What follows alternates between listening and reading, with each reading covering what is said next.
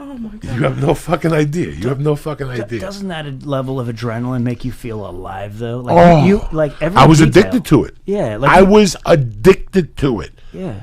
I was a professional piece of shit. I was addicted to it. I could put a suit on and go into a building and case a fucking building.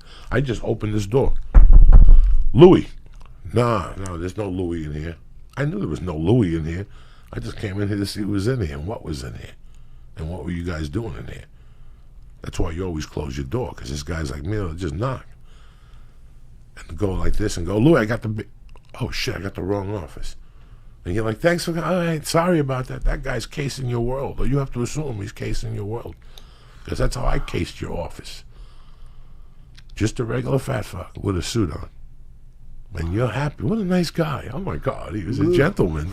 We love his New Jersey accent. He's coming back in an hour. He's sitting at the end of the hall waiting for you to go get hot dogs and for you to go pee. And he's going to come in here because he's seen that wallet with your car keys you put up there. That's how fast I could work. Wow. It was fucking lightning. It's crazy, but I was addicted to that shit. I got addicted to that. That makes sense. I got addicted to it once a week.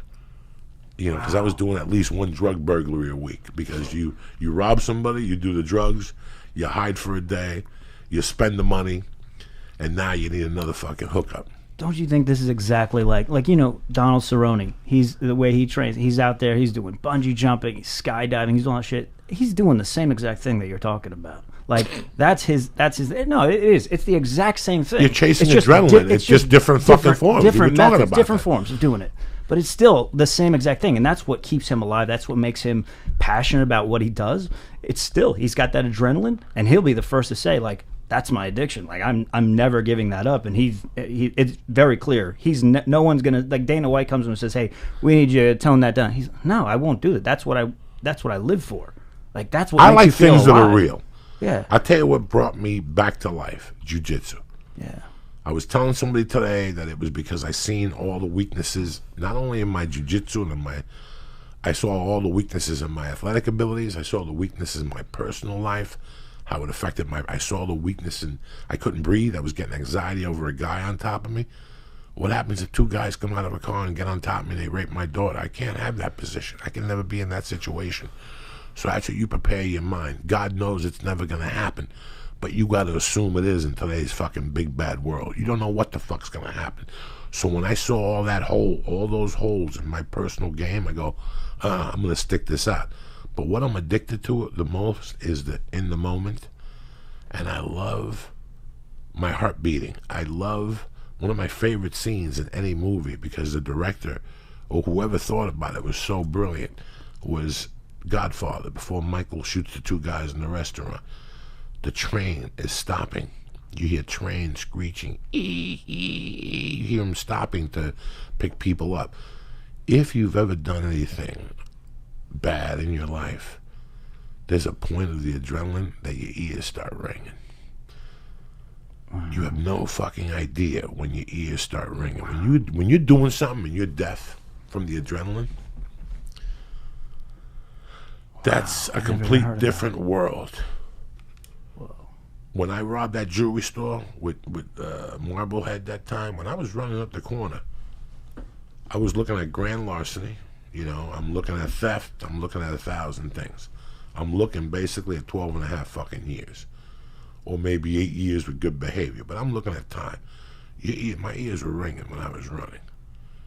Once I got around that corner and those chains were all over the floor and stuff, and I was picking them up, I was the king of the world. That adrenaline fear should have made me get in that car and drive away. But I was till today, when I asked that fucking moron, where's the jewelry? And he goes, it fell. And I go, you fucking kidding me? And you just walked up here with this? And I went and picked up those chains. By this point, everybody was out in the street going, hey, stop those kids. Listen, a bullet wasn't going to stop me right there. Nothing was going to. I picked up those gold chains, threw them in the back of the car, got in that back seat, and we took the fuck off. We hit a right. We hit 68th Street, whatever the fuck it was. And all of a sudden, I light the trunk, because we were going to put the jewelry in the trunk. But the trunk didn't open. The trunk was jammed, so we had to put it in the back seat. The beauty of this is, at the first light we stopped, there's a cop. and the trunk opens up as the cop is passing by. The cop never noticed it, and we fucking got the jewelry off. But that fear I had running around that fucking hill, when I got in trouble in Boulder and I kidnapped Vela, while Vela was in the apartment, when him and the biker were there, that Tidwell moron were arguing, and I left him there, when I walked into that house, that was the best adrenaline I ever had in my life. Wow. Because there was a guy that opened the door for you, a door guy dressed in an outfit in front of this building. Now, I had just been there an hour before to pick the victim up and to take him to the location. When my friend went over, he stopped him, whatever, and they buzzed him up. I don't know how he got up, but when I went back, from the way I slammed that door, when he saw, I'll never forget the look on his face. My body language, the adrenaline was coming out of my fucking ears. Because he didn't even say good afternoon. He didn't open the door for me. I just walked in that fucking building. I got in the elevator, I went upstairs, and I basically walked to the door and kicked it in. My ears were on fire.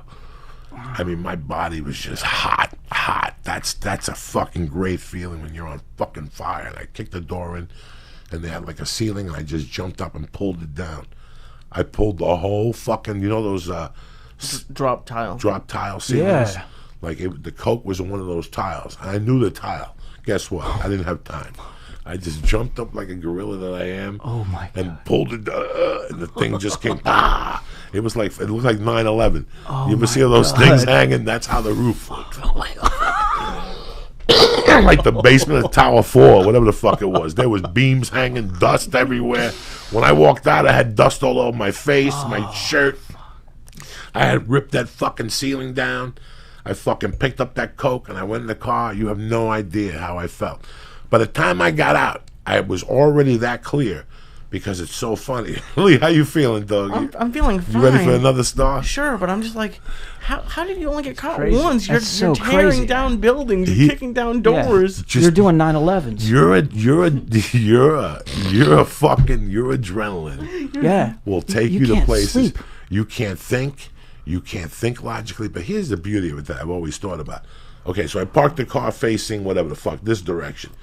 But when I got in the car, to my right, but when I got in the car, I noticed that there was a newspaper thing. And already my head was clear.